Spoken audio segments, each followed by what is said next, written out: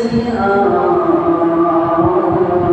أعمالنا من يهده الله فلا مضل له ومن يضلله فلا هادي له ونشهد أن لا إله إلا الله وحده لا شريك له ونشهد أن سيدنا وسندنا وحبيبنا وطبيبنا ومولانا محمدا عبده ورسوله الذي أرسله بالحق بشيرا ونذيرا وداعيا إلى الله بإذنه وسراجا منيرا أما بعد فأعوذ بالله من الشيطان الرجيم بسم الله الرحمن الرحيم رب هب لي من الصالحين فبشرناه بغلام حليم فلما بلغ معه السعي قال يا بني إني أرى في المنام أني أتبعك فانظر ماذا ترى قال يا أبت افعل ما تؤمر ستجدني إن شاء الله من الصابرين إن الله وملائكته يصلون على النبي يا أيها الذين آمنوا صلوا عليه وسلموا تسليما اللهم صل على محمد وعلى آل محمد كما صليت على إبراهيم وعلى آل إبراهيم إنك حميد مجيد اللهم بارك على محمد وعلى آل محمد كما باركت على إبراهيم وعلى آل إبراهيم إنك حميد مجيد بلغ العلا بكماله كشف الدجى بجماله حسنت جميع خصاله صلوا عليه وآله मान मालिक दरबार করে শুকর সুজুদ আল্লাহ রব্বুল আলামিন আমাদেরকে দয়া করে মায়া করে ভালোবেসে পছন্দ করে আজকে পবিত্র জুমার দিনে সপ্তাহের মধ্যে শ্রেষ্ঠ দিনে গুরুত্বপূর্ণ দিনে আল্লাহ রব্বুল আলামিন আমাদেরকে আশা মতন বসা মতন তৌফিক করে দিয়েছে এই জন্য সেই মালিকের দরবারে দিল থেকে শুকরিয়া আদায় করে আলহামদুলিল্লাহ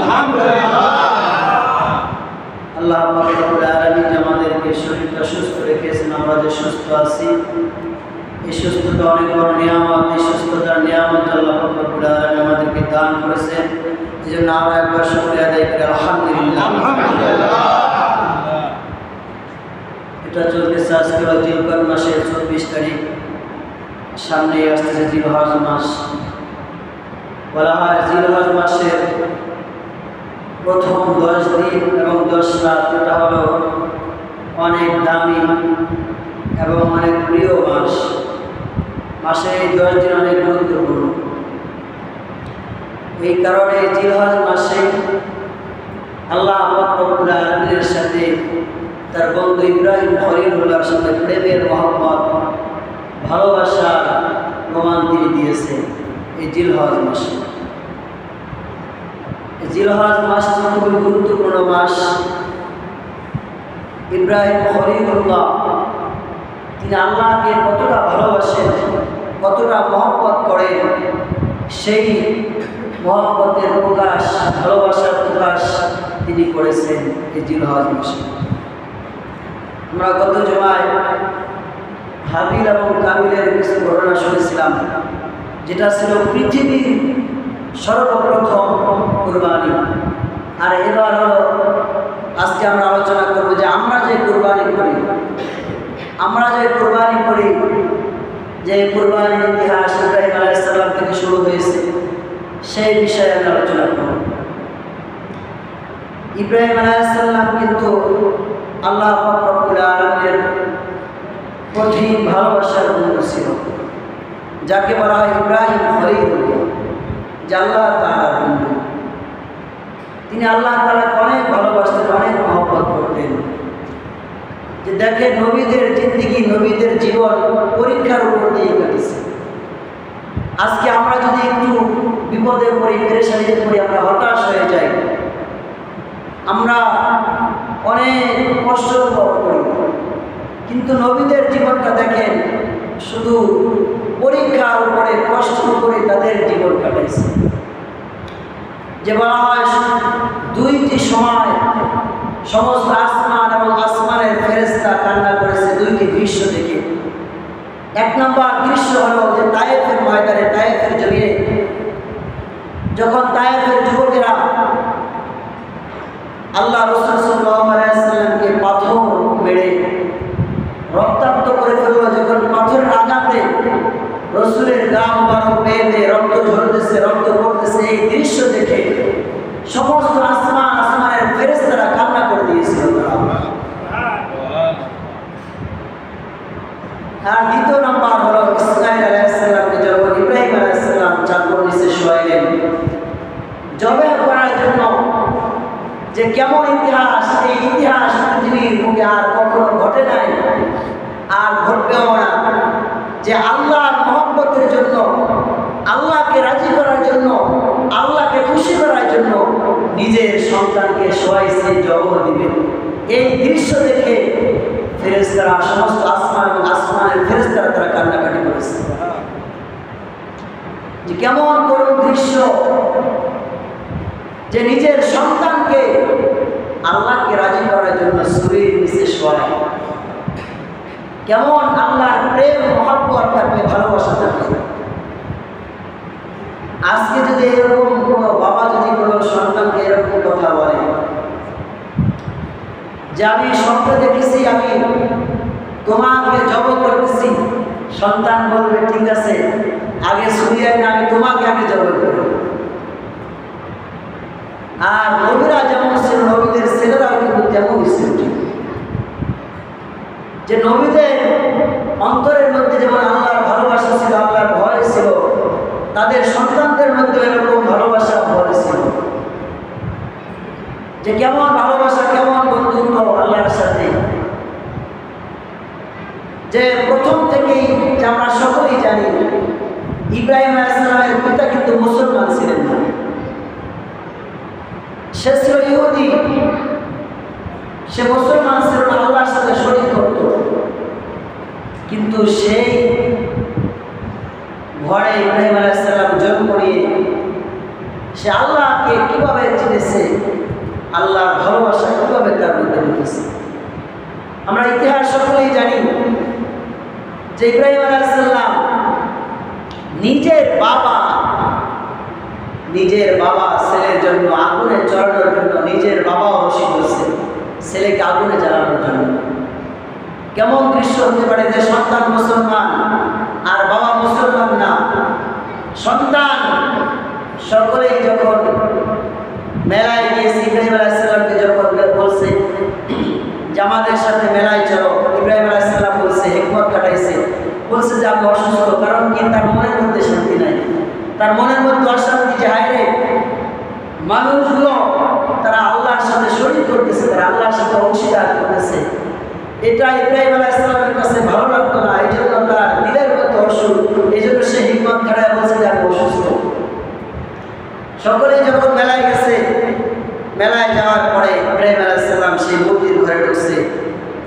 মূর্তির ঘরে ঢুকে মূর্তিকে জিজ্ঞাসা করতেছে, তোমাদের সামনে এত খাবার, আজকে সিদ্ধাবাড়ি মেলায় দেখেন না, যারা যান না তারা তো আলহামদুলিল্লাহ, যারা মুসলমান হিসেবে এই মেলা যান না তারা আলহামদুলিল্লাহ, তারা অনেকটা ভালো। আর যারা যায় তারা দেখে যে কি অবস্থা, যে কতটা আল্লাহর সাথে শরীক করে, যে মূর্তির সামনে দুধ, যেই দুধের এত দাম 80 টাকা 90 টাকা 100 টাকা কেজি, সেই মূর্তির সামনে দুধগুলো ঢেলে দেয়। তারা খেতে পারে না, কুকুর খায়।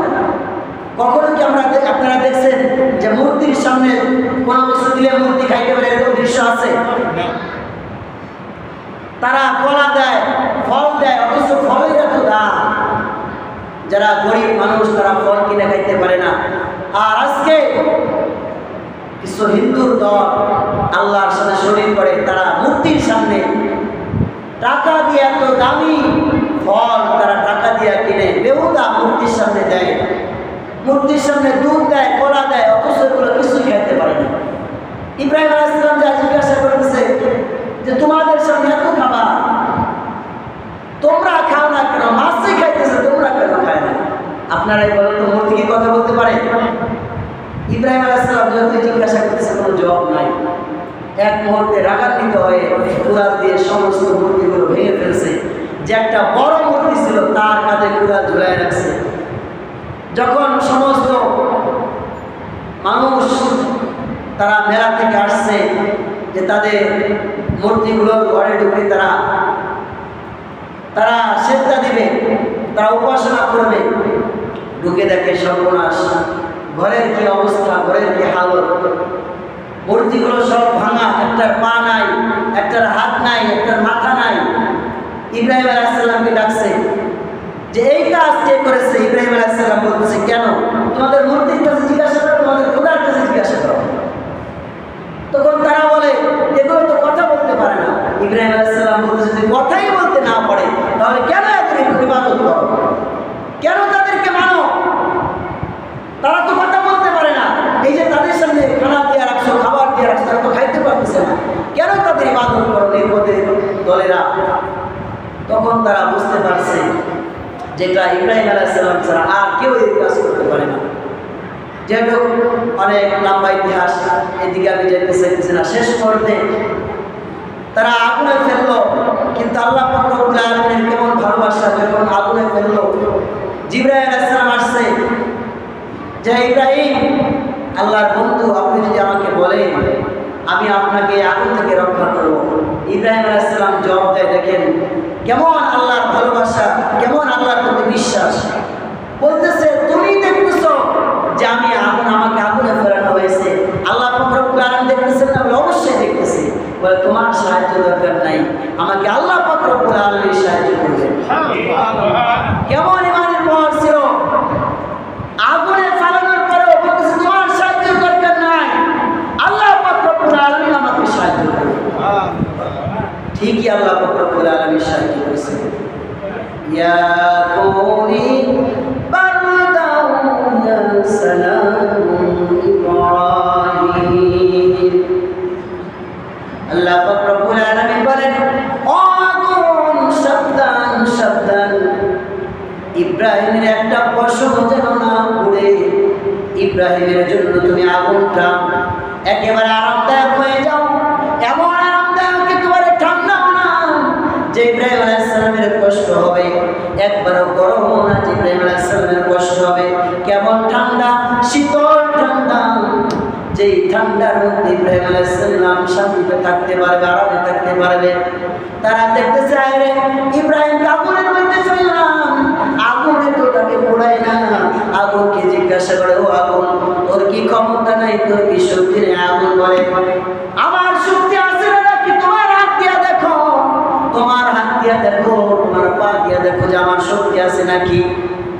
আমার শক্তি আছে অবশ্যই, কিন্তু আল্লাহ পাক রব্বুল আলামিন আমাকে নিষেধ করেছে যে তার বন্ধু একটা প্রশ্ন যেন আমি আগুন না করি। কেমন ভালোবাসার পরীক্ষা দিয়েছে যে আগুনে পড়েও অন্য কারোর সাহায্য চায় না। এই জন্যই তো যে এত বছর হয়ে যায় সন্তান হয় না। আজকে আমাদের সমাজে তো সন্তান না হইলেই আমাদের শরীর শুরু হয়ে যায়, শিরক শুরু হয়ে যায়। কারণ সন্তান না হইলেই বিভিন্ন দরবারে দরবারে দৌড়াইতে থাকি, অমুক কানে মানি, তমুক কানে মানি, অমুক বাবার অজুহাত দিয়ে আমরা আল্লাহর কাছে চাই, অমুক বাবার কথা বলি, বাবার দরবারে যায় বলি যে বাবা এরকম বলে যে বাবা একটা সন্তান দে রে বাবা, একটা সন্তান দে, তুই না সন্তান দিলে বাবা কে দিবে? আওয়াজ দিয়ে বলে নাউজুবিল্লাহ, নাউজুবিল্লাহ, নাউজুবিল্লাহ। তারা বাবার কাছে যায় চায় দে রে বাবা, দে একটা সন্তান দে, তুই না দিলে সন্তান কে দিবে? নাউজুবিল্লাহ। সন্তান দেওয়ার মালিক কে বলেন তো? আওয়াজ দিয়া সবাই সন্তান দেওয়ার মালিক কে? সবকিছু কর্ণওয়ালা জাত কে? আল্লাহ। আমাদের বিশ্বাস না থাকার কারণেই আজকে আমরা যে যেটা বিশ্বাস করি আল্লাহ পাক রব্বুল আলামিন ওই রকমই করে। যে তাবিজকে বিশ্বাস করে সে তাবিজের দ্বারা উপকার পায়, তার বিশ্বাস তাবিজের উপরে যায়। যে বাবার কাছে চায় সন্তান পায়, সে বাবার প্রতি বিশ্বাস আছে। কিন্তু যে আল্লাহ পাক রব্বুল আলামিনকে বিশ্বাস করে আল্লাহ পাক রব্বুল আলামিন তার জন্য যথেষ্ট হয়ে যায়। এই জন্য ইব্রাহিম আলাইহিস সালাম এত বয়স হওয়ার পরেও যখন কোনো সন্তান হওয়ার কথা না, ওই মুহূর্তে ইব্রাহিম আলাইহিস সালাম দোয়া করে রব্বি হাবলি মিনাস সালিহিন, আয় রব্বুল আলামিন আমাকে একটা নেক পুত্র সন্তান দান করে। কারণ ইব্রাহিম আলাইহিস সালাম জানে যে একমাত্র আল্লাহ পাক রব্বুল আলামিন দিতে পারে। আর চাইতে চাইতে আমরা তো আজকে চাইতে জানি না, আমরা কিছু হইলেই হতাশ হয়ে যাই, আমরা এদিক সেদিক দৌড়াইতে থাকি, আমরা এটা মানতে থাকি সেটা মানতে থাকি, আমাদের ধৈর্যের অভাব। কিন্তু ইব্রাহিম আলাইহিস সালাম এত বয়স হওয়ার পরেও যখন সন্তান হওয়ার কোনো কথা না, ইব্রাহিম আলাইহিস সালামের বয়স অনেক, তার স্ত্রীর বয়স অনেক, যেই সময় সন্তান হওয়ার কোনো কথা না, কিন্তু আল্লাহ পাক রব্বুল আলামিন ইচ্ছা করলে পারেন? পারেন? সবাই বলেন না, মানে একটু দুর্বলতা আছে। কারণ যাদের মান্যত করে অভ্যাস, যাদের মান্যত করে অভ্যাস, তারা চিন্তা করে যে না মান্যত করে যদি সে হয় আল্লাহর কাছে আয় দেখে হয় না, এরকম চিন্তা ভাবনা। যারা মান্যত করে অভ্যাস, বাবার দরবারে দৌড়ে অভ্যাস, তারা চিন্তা করে যে না দিলের মধ্যে এত একটা বিশ্বাস হয় নাই, যে দেখছে আল্লাহর কাছে হয় নাই, কিন্তু বাবার দরবারে যা চাইছে হয়েছে। সবার বিশ্বাস আছে যে আল্লাহর কাছে চাইলে আল্লাহ দেয়, বিশ্বাস আছে সকলের? এই বিশ্বাস নিয়েই ইব্রাহিম আলাইহিস সালাম যখন সন্তান হওয়ার সময় না, তখন আল্লাহর কাছে বলেন রব্বি হাবলি মিনাস সালিহিন, আল্লাহ আপনি সব কিছু পারেন, আমাকে একটা নেক পুত্র সন্তান দেন, দান করেন। আল্লাহ পাক রব্বুল আলামিন দোয়া কবুল করেছে। ফাবাশশারনাহুম বিগুলামিন হালিম, আল্লাহ পাক রব্বুল আলামিন সেই সময় যখন সন্তান হওয়ার কথা না, সেই সময় আল্লাহ পাক রব্বুল আলামিন ইব্রাহিম আলাইহিস সালামকে সন্তানের সুসংবাদ দিলেন। সুবহানাল্লাহ। যখন সন্তান হওয়ার কথা না, তখনও আল্লাহ পাক রব্বুল আলামিন তাকে সুসংবাদ দিলেন। ইতিহাস অনেক লম্বা, কিন্তু সন্তান হয়েছে ঠিক, কিন্তু সন্তানকে কাছে রাখতে পারে না। আল্লাহ পরীক্ষা। সন্তানকে দিয়ে আসো মক্কায়, মরুভূমিতে, যেখানে কোনো পানির ব্যবস্থা নাই, মানুষের ব্যবস্থা নাই, একেবারে মরুভূমি, কোনো কিছুর ব্যবস্থা নাই, কোনো খাবারের ব্যবস্থা নাই। কিন্তু আল্লাহ পাক রব্বুল আলামিনের আদেশ, আল্লাহ পাক রব্বুল আলামিন আদেশ করেছেন ইব্রাহিম আলাইহিস সালাম রেখে আসতেছে। যখন আসবে দেখেন স্ত্রীও কেমন, নবীদের স্ত্রীও কেমন। আজকে আমাদের সমাজে যদি একটু ব্যস্ত হয়, যদি একটু সাবান একটু আনতে বলছে একদিন, যদি একদিন দেরি হয়, একটা তেল আনতে বলছে একদিন একটু দেরি হয়, বলবে গোলাম তোর ভাত আর খাইলাম না। ঘরে আগুন চলে যায় একটু ব্যস্ত হইলে, একটু কথা না শুনলে বিপদ। কিন্তু ইব্রাহিম আলাইহিস সালামকে যখন রেখে আসতেছে তখন ইব্রাহিম আলাইহিস সালামকে শুধু এই কথা জিজ্ঞাসা করছে যে আমার স্বামী, এটা কি আপনার রবের আদেশ, এটা কি আল্লাহ পাক রব্বুল আলামিনের আদেশ যে আমাদেরকে এখানে রেখে যেতেছেন? ইব্রাহিম আলাইহিস সালাম বলছে যে হ্যাঁ, এটা রবের আদেশ, আল্লাহ পাক রব্বুল আলামিনের আদেশ। তখন তার স্ত্রী বলছে ঠিক আছে, অসুবিধা নাই, যেহেতু আল্লাহরই আদেশ আল্লাহ পাক রব্বুল আলামিন ব্যবস্থা করবেন। ঠিক ব্যবস্থা করছেন। আমি আর ওদিকে যাইতে চাইতেছি না, ইতিহাস অনেক লম্বা, আপনারা সকলেই জানেন। আল্লাহর উপরে তাদের তাওয়াক্কুল ছিল বিধায় আল্লাহ পাক রব্বুল আলামিন তাদের ব্যবস্থা করছেন। যেখানে এত মরুভূমি, বালি আর বালি, পানির ব্যবস্থা নাই, খাবারের ব্যবস্থা নাই, কিন্তু আল্লাহ পাক রব্বুল আলামিন তাকে এত সুন্দর ব্যবস্থা করছেন, জমজমের কূপের ব্যবস্থা করছেন, যে পানি আজকে তারা তো খাইছে যত হাজিরা যায়, যত কিয়ামত পর্যন্ত এই পানি পান করলে শেষ করতে পারবে না। আল্লাহ পাক রব্বুল আলামিন কেমন নিয়ামত দান করছেন, কেমন আল্লাহ পাক রব্বুল আলামিনের খেলা। এই জন্য তিনি বলে মাওলা তোমার নীলা খেলা কেউ বুঝে তো কেউ বুঝে না। কেমন খেলা আল্লাহ পাক রব্বুল আলামিনের, যে আল্লাহ পাক রব্বুল আলামিন ইব্রাহিমকে আদেশ করলেন ওখানে রেখে আসলেন, আবার তার মাধ্যমে জমজমের কূপের ব্যবস্থা করলেন। সেখানে ভারী ঘর দ্বারা ভর্তি হয়ে গেল, মানুষ যারা ভর্তি হয়ে গেল। এক পর্যায়ে হলো এমন যে যখন আল্লাহ পাক রব্বুল আলামিন ইব্রাহিম আলাইহিস সালামকে আদেশ করলেন, যখন আল্লাহ পাক রব্বুল আলামিন পবিত্র কালামের মধ্যে বলেন ফালাম্মা বালাগা মা'আহু সা'য়া, যখন ইব্রাহিম ইসমাঈল আলাইহিস সালামের যখন হাঁটা চলার বয়স হলো, যখন হাত ধরে হাঁটতে চলতে পারে, আল্লাহ পাক রব্বুল আলামিন তখন আদেশ করলেন ক্বালা ইয়া বুনাইয়া ইন্নী আরা ফিল মানামি আন্নী আযবাহুকা ফানজুর মাযা তারা। যখন হাঁটা চলার বয়স হলো আল্লাহ পাক রব্বুল আলামিন স্বপ্নে দেখাই দিলেন, বন্ধু খলিলুল্লাহ, আপনার সন্তানকে আপনি জবাব দেন। ইব্রাহিম আলাইহিস সালাম এই আদেশ পাওয়ার পরে মক্কায় চলে গেলেন। মক্কায় চলে যাওয়ার পরে দরজার সামনে লোকদেরকে জিজ্ঞাসা করতেছে যে আমি যখন আমার স্ত্রীকে সন্তানদেরকে রেখে গেছিলাম তখন তো এখানে কোনো মানুষজন ছিল না, জনবল ছিল না, কোনো বাড়িঘর ছিল না, এখন তো সব ভরপুর, তাই ইসমাইলের বাড়িটা কোথায়, ইসমাইলের ঘরটা কোথায়? তখন মানুষ দেখায় দিচ্ছে। দেখায় দেওয়ার পরে হাইটা গেছে, ঘরের সামনে যাওয়ার পরে ইসমাইল বলে ডাকতেছে, কান্না করতেছে আর বলতেছে ইসমাইল। ইসমাইল আলাইহিস সালাম যখন দরজার সামনে এসে দেখতেছে যে তার মায়ের ঘরের মধ্যে একটা জামা ঝুলানো ছিল, ওই জামার কাছে যায়া ইসমাইলের মা গিরান শুকত আর কান্না করত আর সেই জামাটা হাতাইতো। সন্তান হিসাবে ইসমাইল আলাইহিস সালাম জিজ্ঞাসা করতেছে, ওগো মা, এই জামাটা কার যে আপনি এই জামাটার গিরান লন, আপনি শুকেন, এই জামাটা আপনি হাতায় হাতায় কাঁদেন, এই জামাটা কার? তখন তিনি বলেন তোমার পিতা ইব্রাহিম খলিলুল্লাহ যেই জামা আগুনেও পুরায় না। সুবহানাল্লাহ। যুবকরা চিন্তা করছে যে সুবহানাল্লাহ বললে অসুবিধা, যুবকরা বলে না, নীরবতা বসে আছে। বলতেছে যে এই জামাটা হলো সেই জামা যেই জামা আগুনেও পুড়ে না। সুবহানাল্লাহ। এই জামা নিয়েই ইব্রাহিম আলাইহিস সালাম আগুনের মধ্যে ছিলেন, কিন্তু আগুন কি তাকে পুড়ায় না।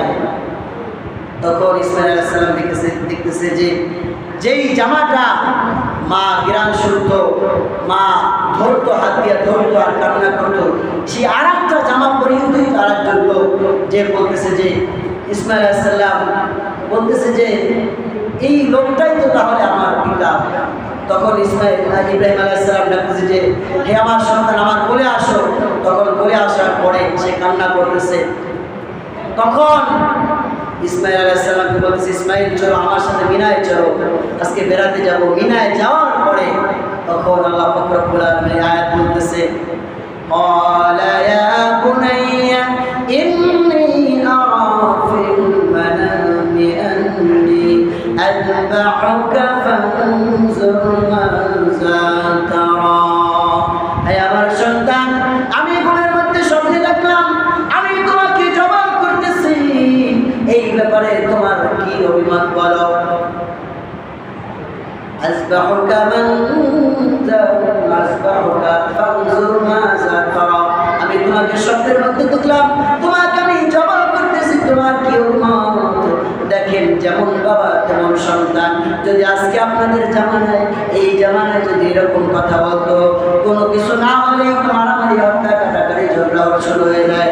আজকে ছেলে সন্তানের বাবা ছেলের মধ্যে মিল মহব্বত নাই, ভাই ভাইয়ের মধ্যে মিল মহব্বত নাই। কিন্তু কেমন সন্তান, কেমন বাবা যখন এরকম বলছে, সন্তান বলতেছে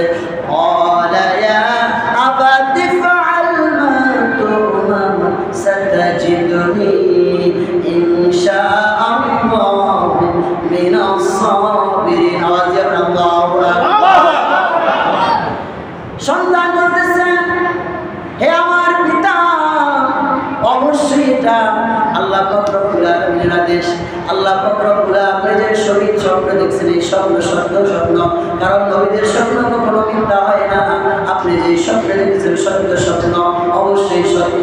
আপনাকে আল্লাহ পাক রব্বুল আলামিন যে আদেশ করেছেন, সেই আদেশ আপনি পালন করুন। অবশ্যই আপনি আমাদেরকে ধৈর্যশীলদের অন্তর্ভুক্ত করুন। সুবহানাল্লাহ।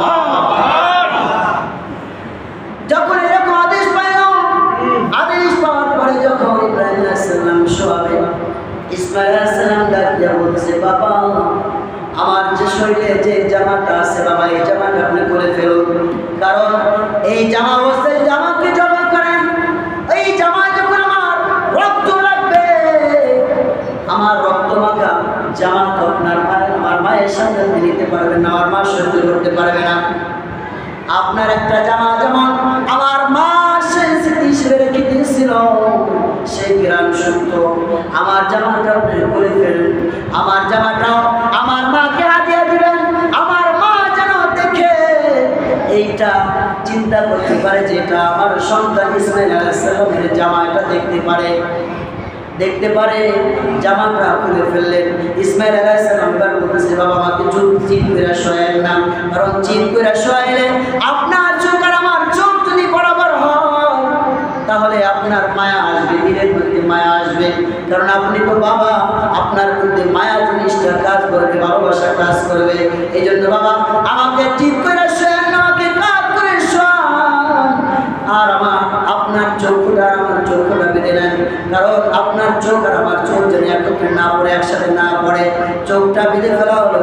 উভয়জন চোখ বেঁধে যখন ছুরিটা নিয়ে হাতে নিয়ে ছুরি চালাইতেছে, আল্লাহ পাক বলেন, এই দৃশ্য দেখার পরে যে বাবার হাতে ছুরি, বাবা সন্তানকে জবাই করার জন্য ছুরিটা হাতে ছুরি চালাইতেছে, সমস্ত ফেরেশতারা, আসমানের ফেরেশতারা হাউ হাউ করে কান্না করতেছে। জাহের ইতিহাস, এমন ইতিহাস তো জীবনে ঘটে নাই। ফেরেশতারা দেখে কান্নাকাটি করতেছে। এরকম যখন ফেরেশতারা কান্নাকাটি করতেছে, আল্লাহ পাক রব্বুল আলামিন জিবরাইল আলাইহিস সালামকে ডাক দিয়ে বলো, জিবরাইল তুমি আর দেরি করো না, জান্নাত থেকে একটি তুমি দুম্বা নিয়ে যাও, দুম্বা নিয়ে ইব্রাহিম আলাইহিস সালামের শরীর নিচে দিয়ে দাও। যখন ইব্রাহিম আলাইহিস সালাম যখন জান্নাত থেকে দুম্বা নিয়ে যাইতেছে, এরকম দলিত আল্লাহু আকবার, আল্লাহু আকবার, আল্লাহু আকবার আওয়াজের সাথে সমস্ত ফেরেশতারা এই জিবরাইল আলাইহিস সালামের আওয়াজের সাথে আওয়াজ মিলাইছে। আওয়াজ মিলায়া যখন ইসমাঈল আলাইহিস সালামকে সরায়া যখন দুম্বাটা নিচে দিয়ে দিছে, যখন জবাই হয়ে গেছে, ইব্রাহিম আলাইহিস সালাম চক্ষু খুইলা দেখে তার সন্তানটা জবাই হয় নাই। তখন ইব্রাহিম আলাইহিস সালাম বলতেছে, আল্লাহু আকবার ওয়ালিল্লাহিল হামদ, ও মালিক তোমার শুকরিয়া যে আল্লাহ আপনি বাবার সামনে সন্তানের জবাই দেখান না, বাবার সামনে সন্তানকে জবাই দেখান না, আপনি জান্নাত থেকে দুম্বা উপহার দিয়েছেন। যখন ইসমাঈল আলাইহিস সালাম জিবরাইল আলাইহিস সালাম বলেন আল্লাহু আকবার, আল্লাহু আকবার, ইসমাঈল আলাইহিস সালাম বলেন ওয়ালিল্লাহিল হামদ, তখন ইসমাঈল আলাইহিস সালাম বলতেছে লা ইলাহা ইল্লাল্লাহ আল্লাহু আকবার ওয়ালিল্লাহিল হামদ। এই জন্য আল্লাহর কাছে এই তাকবীরটা এত পছন্দ হয়েছে বাবা। এই জন্য জিলহজ মাসের 9 তারিখ থেকে নিয়ে 13 তারিখ পর্যন্ত এই জিনিসটা আপনারা মনে রাখবেন, সবাই এখন থেকে স্মরণ রাখবেন, মা বোনদেরকেও জানাই দেবেন। জিলহজ মাসের 9 তারিখ থেকে নিয়ে 13 তারিখ পর্যন্ত প্রত্যেক ফরজ নামাজের পরে পুরুষগণ মসজিদে উচ্চ আওয়াজে তাকবীর বলবে আল্লাহু আকবার, আল্লাহু আকবার, লা ইলাহা ইল্লাল্লাহ, আল্লাহু আকবার, আল্লাহু আকবার, লিল্লাহিল হামদ। আর যারা বাড়িতে মা বোনেরা থাকবে তাদেরকে এটা স্মরণ করে দিবেন, কারণ এটা ওয়াজিব, যদি কেউ ছেড়ে দেয় গুনাহগার হতে হবে। মা বোনদের আমাদেরকেও জানাই দিবেন, মা বোনেরা যেন নামাজের পরে এই আমল করে, তারা ওই আমল করেন। আল্লাহু আকবার। এই জন্য এই হলো ঘটনা, সময় একটু লম্বা হয়ে গেছে। এখন কিছু আমি দুইটি মাসালা, এক নম্বর মাসালা যেটা নিয়ে ঝামেলা হয়, আকিকার মাসালা, যেটা নিয়ে অনেক প্রশ্ন হয়, এই দুইটা মাসালা বলে আমি শেষ করবো ইনশাআল্লাহ। এক নম্বর হলো আকিকার মাসালা। আমরা অনেকে জিজ্ঞাসা করি যে আকিকা এবং কুরবানি কি একত্রে দেওয়া যাবে কিনা। এটার মাসালা হলো যে বড় বড় যে ওলামায়ে কেরাম, মুফতিয়ে কেরাম তারা বলে যে দুইটা হলো আলাদা আলাদা ইবাদত। যে আকিকা হলো সন্তানের ভালো মুসিবত দূর করার জন্য, যেটা সপ্তম দিনে দেয়, এটা হলো সুন্নাত। কিন্তু পরবর্তীতে যেটা দেওয়া হয়, কারণ অনেকের তো সামর্থ্য থাকে না, এই জামানায় দেওয়া সম্ভব, আগের জামানায় দেওয়া কিন্তু সম্ভব ছিল না, এই জন্য পরেও দেওয়া যায়। কিন্তু সপ্তম দিনে দেওয়া হলো, পরেও দেওয়া যায়। কিন্তু আমাদের এই কুরবানির সময় আমরা বেশি মাসালা এটা নিয়ে জিজ্ঞাসাবাদ করি যে কুরবানি এবং আকিকা একসাথে দেওয়া যায় কিনা। মাসালা হলো এরকম যে দুইটা যেহেতু দুইটা ইবাদত, দুইটা আলাদা আলাদাই দেওয়া উত্তম। কিন্তু যদি কেউ দিতে চায় হবে কিন্তু আর কি ওটা উত্তম হলো না। উত্তম হলো অনেক আলেমগণ তারা কড়াকড়ি ভাবে যে হবেই না, একেবারে হবেই না, যেহেতু দুইটা আলাদা আলাদা ইবাদত, এই জন্য হবেই না। অনেকে বলেন যে হবে কিন্তু উত্তম হবে না, আলাদা আলাদাই দেওয়া উত্তম। যেন আমরা সকলে মাসালা সম্পর্কে অবগত হলাম।